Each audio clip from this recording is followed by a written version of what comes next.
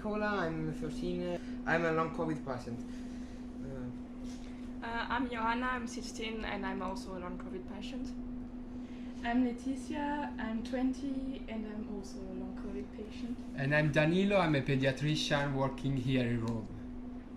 No one is native English, so sorry. Today we are here in Rome, but we have two patients from France. We are doing some investigation, so we wanted to share a bit more of an international perspective of long COVID. So do you want to maybe share with us what is your story, what are your symptoms?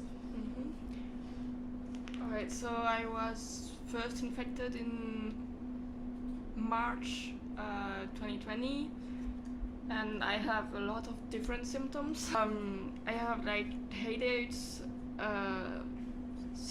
blood circulation problems, digestive problems, vision problems, concentration and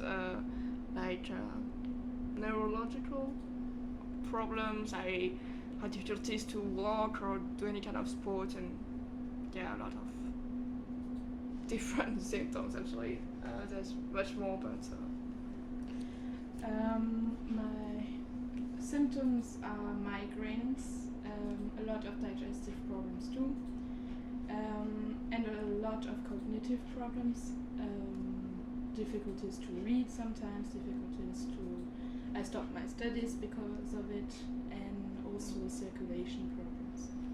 Okay, so you did a brain PET, which is a brain metabolism study. You did it in France, right? Mm-hmm. Where it was initially proposed to long COVID patients, and it was not normal, right? No. I had about 7 or 8. We both have had about 7 or 8 hypometabolism. Everywhere on the brain. So yeah. Okay, all yes, different places. this is an important information because these symptoms may seem vague and may be interpreted by someone as signs of anxiety or whatever. Does anyone has told you these symptoms were not real or never happened? Way too many.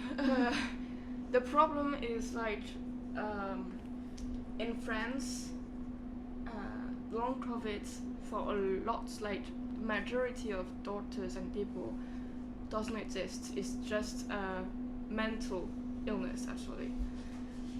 So we've had that kind of answers a lot of times from doctors and also from friends that we had some friends that didn't really believe in COVID-19 at the start, and I was told by a very religious woman that I had to go on on a special place to pray and get healed by God. That I would be better. This is something new. I've heard very many stories, but this is something new. Yeah, but thanks for sharing. Nicola, do you have any questions? What was your daily routine before the infection and before lockdown, and how it's changed with the long COVID? My daily routine, I woke up early, which is not the case right now. I like to go on walks with my dog or to take my bike and go in the mountains. And then I was studying. I did psychology and acting school. In the university, so you were doing the university? Yes, but I needed to stop everything with COVID because I couldn't. I was very active. I did some sports. I did horse riding. I took care of my animals. I was a Boy Scout too. I played violin. I did a lot of things, and right now my routine today is I wake up, I eat, I try to do some very little activities like reading a little bit, hearing music, and then I need to go to sleep because it was too much.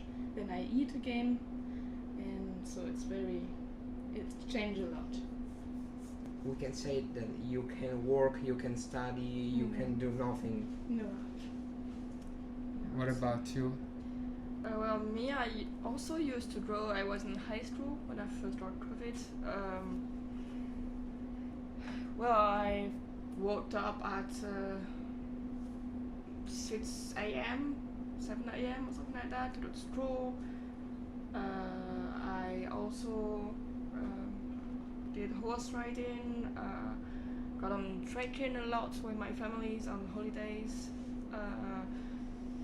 Yeah, a lot of activities actually. I was active in my life, and now I wake up at noon actually for the lunch.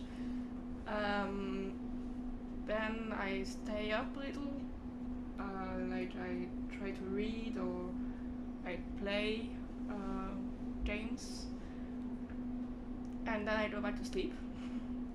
And I wake up, I eat again, play a little with my family if I can, and then go back to sleep. So yeah, it's changed quite a lot. A huge change. Yeah. So what we are trying to do now is, for in this moment we are recording the 24-hour electrocardiogram.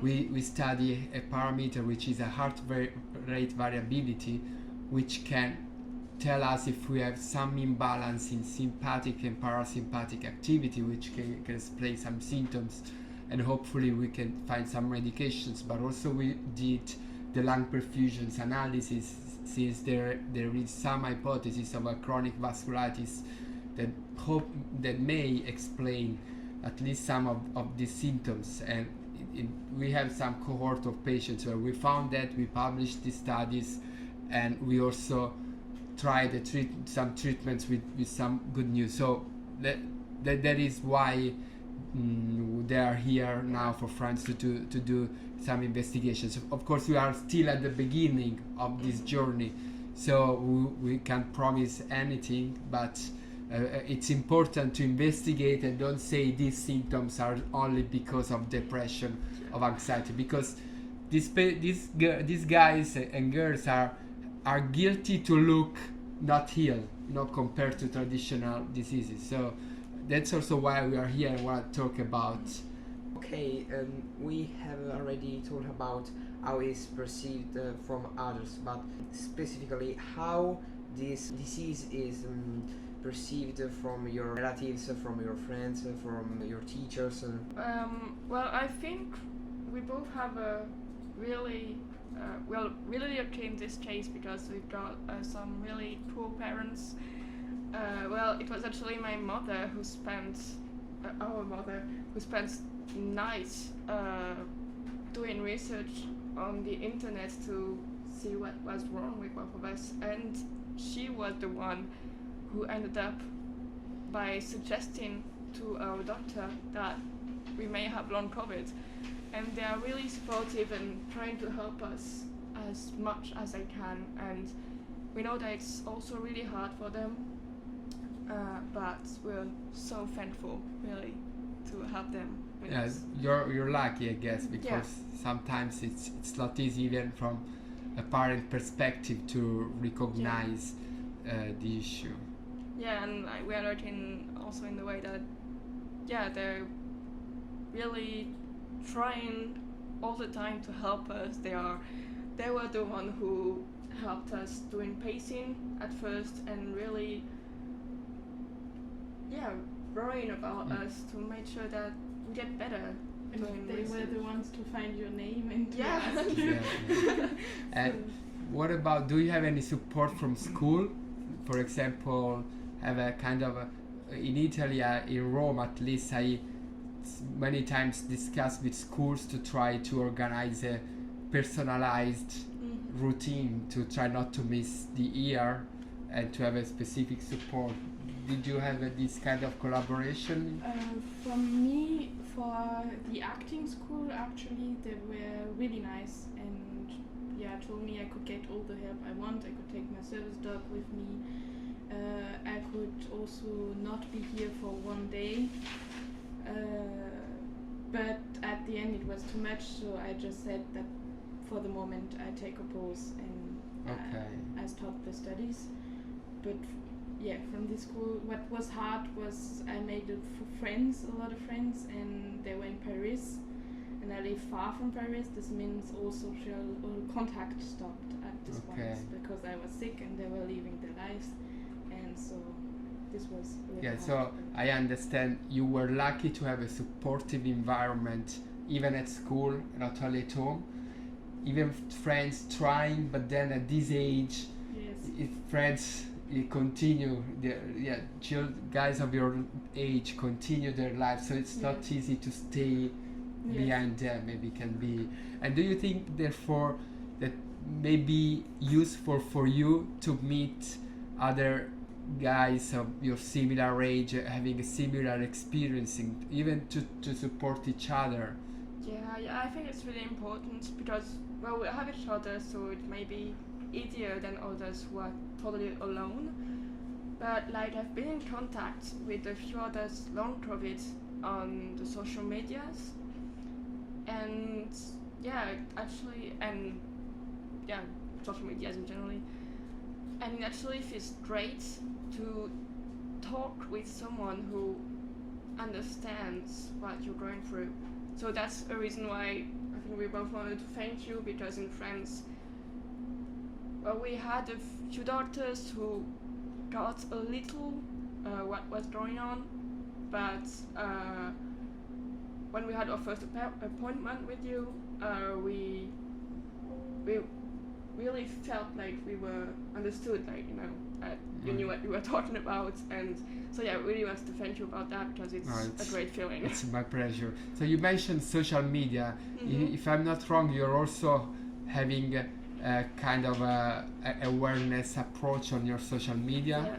Yes, I'm trying as much as I can to raise awareness, because mostly in France it's still not well-known disease, and a lot of people don't know anything about it. So I've made it kind of my mission to try to get people to understand what it is, and not just think that it's some psychological issues. Like, also for the patient, I think I was in contact with a girl.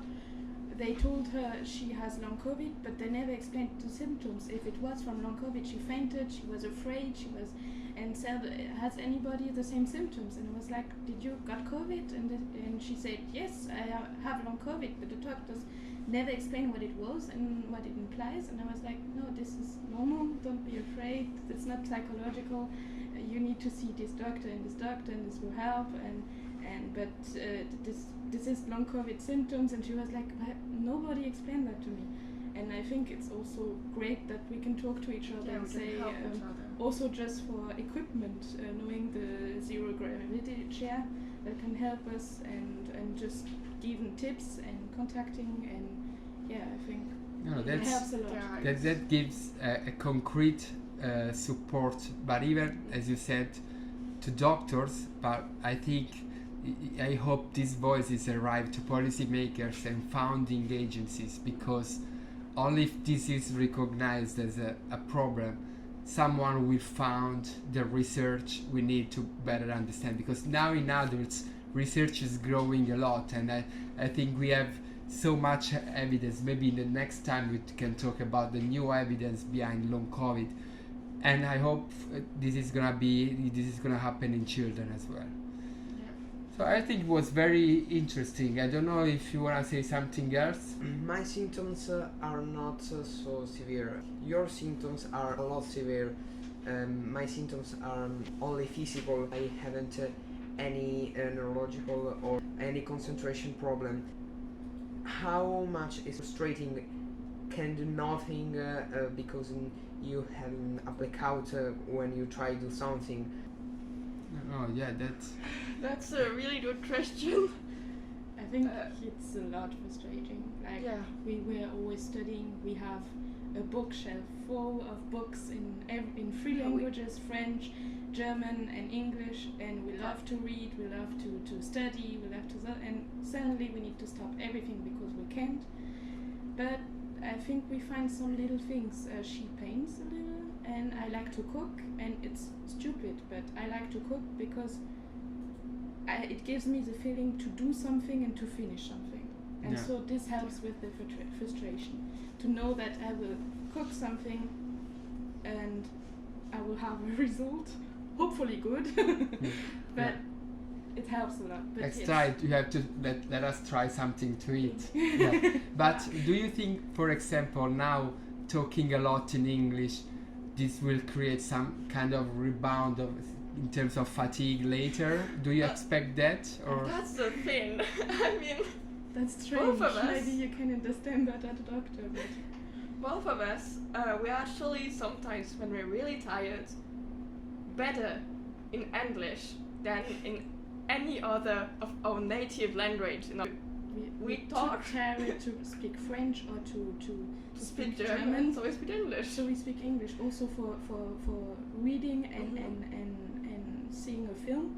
It's more easy for us to look at it in English. Oh, really? That's Yeah, that's that's interesting. weird, Yeah. but That's strange. That's strange, but yes. But this is the first time. This is I haven't had many patients from abroad. Some we had, but not many spoke many languages as you did. Maybe you said an interesting thing before, because maybe a big difference in your case was that your family pediatrician already a few weeks after your COVID infection said, "I'm surprised that you have all these pains. You remember the arc pains, the joint pains, the muscle pains." She was very clever, and we didn't even wait the 12 weeks to talk about long COVID. I get COVID in Christmas, and in February I have already get here, and I've started all the exams, and I will reach this center of excellence in COVID, in long COVID, and this for me is fantastic because I haven't a phase of negation. Yeah. I initially started with no doctor that said me long COVID 19 you are depressed, it's your problem, and I get COVID in 2022. This is another proof that depression problem or lockdown problem. Exactly. The past 2 years. No, this is the important point, because when he got the infection, there was school in Italy was regularly open, all sport activity. Nicola was playing football 4 times a week before having these issues, so he was also having the yearly checkup for doing sport. And what we found with the 24 hours electrocardiogram, the cardiopulmonary exercise testing, was quite impressive. Now we can give the details, but it really was impressive. So yes, in this case we were kind of lucky, because even the negationism phase, when you receive that, it kind of worsen everything, you know. Yeah, there's 2 parts. There's a negation, and there's a part where they don't know. I've got in the ER for severe stomach pain, and I said I had long COVID, and maybe it has something to do with COVID, I don't know. And the doctor said, "What? So that means you're positive since 3 years." And he didn't understand at all what long COVID was. Okay, That was actually And one so of my fears. They didn't want to see me because they thought I was positive. And so they just waited. I was in pain, and they didn't want to give me pain meds or everything. And I was just like, okay. I was left in a room, and that's crazy. That's interesting, because that's actually one of my biggest fears when I first learned that it was long COVID. I didn't want to tell anyone, because I thought, and apparently I was right, that if I tell people I have long COVID, everyone will think that I'm still infected, and then will go away from me. And that was one of my biggest fears. Yeah, that's interesting. That's a point. Just something else. At first, at least in France, I don't know if it was in Italy too, but they suggested reeducation for long COVID patients, and I tried it because that's what my doctor told me to do. But the thing is, for a few patients it helped, but actually me, it worsened everything. Like, that's after the radiation that I started to not be able to walk anymore, not be able to read, and that, like, literally a lot of my symptoms, I got a lot of new symptoms and it worsened and everything. So Yeah, this is the post-exertional malaise, yeah, basically. And that's there the is, thing. there is a big point, because in UK there is a trial testing physical rehabilitation and some kind of sports for long COVID patients, which is hugely criticized from patients associations because of this Yeah. fear about worsening a lot of symptoms. Yeah. It's been I think that's really in every sickness like 3 different parts. Like the first point where you don't understand what is happening to you. The second where you finally understand but you don't accept. And the third one where I'm currently in is that you see that you actually have no other choice but to live with it. Yeah. Oh, that's a great point. But I wrote in some papers. Yeah, and I learned a lot from this new experience for me, because this is also, of course, a new experience for me, because I work in infectious diseases, but this is kind of a new disease. I know there is some similarities with chronic fatigue syndrome, which are now understanding better, also thanks to long COVID.